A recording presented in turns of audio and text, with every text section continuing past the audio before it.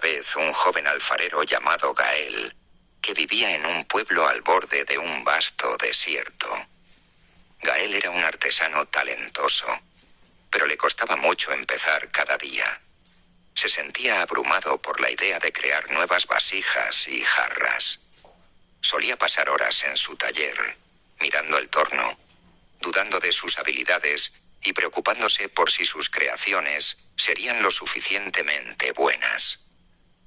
Sus vecinos a menudo veían la puerta de su taller cerrada hasta bien entrada la mañana, y a veces no la abría en todo el día. Esto le causaba mucha ansiedad y frustración.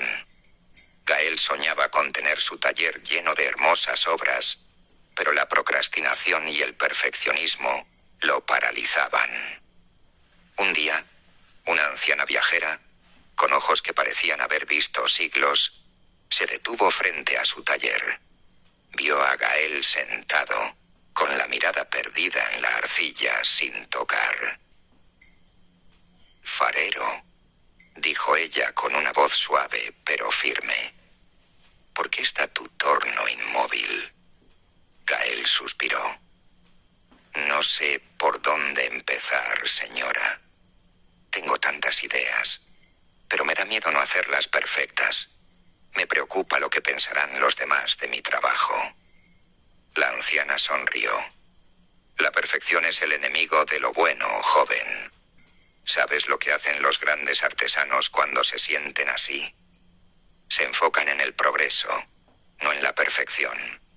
Cada día hacen una vasija, por simple que sea, o quizás solo una parte de una más grande. No importa si es la mejor que han hecho, lo que importa es que la hagan». Gael la miró pensativo. «Mañana», continuó la anciana, «no intentes crear una obra maestra. Simplemente crea una vasija, y al día siguiente otra. No importa el tamaño o la forma. Solo concéntrate en la acción, en el pequeño paso adelante». Gael siguió el consejo de la anciana.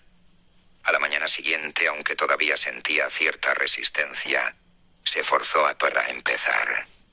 No intentó hacer su mejor obra, simplemente hizo una pequeña taza. Al día siguiente hizo otra, y luego otra.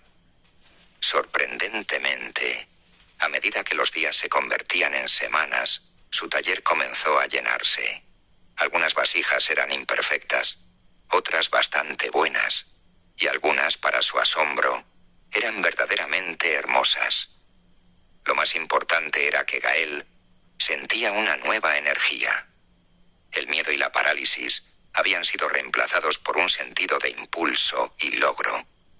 Se dio cuenta de que al dar pequeños pasos consistentes, el progreso se acumulaba y la perfección, o al menos la excelencia, aparecía de forma natural como resultado de la práctica. Moraleja: la clave para superar la inercia, la procrastinación y el perfeccionismo no es esperar la inspiración perfecta o la capacidad de hacer algo impecable desde el principio, sino concentrarse en dar pequeños pasos consistentes y diarios. El progreso incremental supera a la inacción. Este aprendizaje lo he extraído del libro Hábitos Atómicos de James Clear. La idea central del libro es que los grandes cambios provienen de la acumulación de cientos de pequeñas mejoras, hábitos atómicos, no de una única transformación masiva. Se enfoca en la importancia de los sistemas sobre las metas y cómo pequeñas acciones diarias pueden llevar a resultados extraordinarios a largo plazo. Français. Il était une fois un jeune potier nommé Gaël, qui vivait dans un village en bordure d'un vaste désert. Gaël était un artisan talentueux, mais il avait beaucoup de mal à commencer chaque journée. Il se sentait accablé par l'idée de créer de nouvelles cruches et jarres. Il passait des heures dans son atelier, à regarder le tour, doutant de ses capacités. et s'inquiétant de savoir si ses créations seraient suffisamment bonnes. Ses voisins voyaient souvent la porte de son atelier fermée jusqu'à tard le matin, et parfois, il ne l'ouvrait pas du tout de la journée. Cela lui causait beaucoup d'anxiété et de frustration. Gaël rêvait d'avoir son atelier rempli de belles œuvres, mais la procrastination et le perfectionnisme le paralysaient. Un jour, une vieille voyageuse, avec des yeux qui semblaient avoir vu des siècles, s'arrêta devant son atelier. Elle vit Gaël assis, le regard perdu dans l'argile intouchée. « Jeune potier, dit-elle d'une voix douce mais ferme, pourquoi ton tour est-il immobile ?» Gaël soupira. « Je ne sais pas par où commencer, madame. J'ai tellement d'idées, mais j'ai peur de ne pas les rendre parfaites. Je m'inquiète de ce que les autres penseront de mon travail. » La vieille femme sourit. « La perfection est l'ennemi du bien, jeune homme. Sais-tu ce que font les grands artisans? Lorsqu'ils se sentent ainsi, ils se concentrent sur le progrès, pas sur la perfection.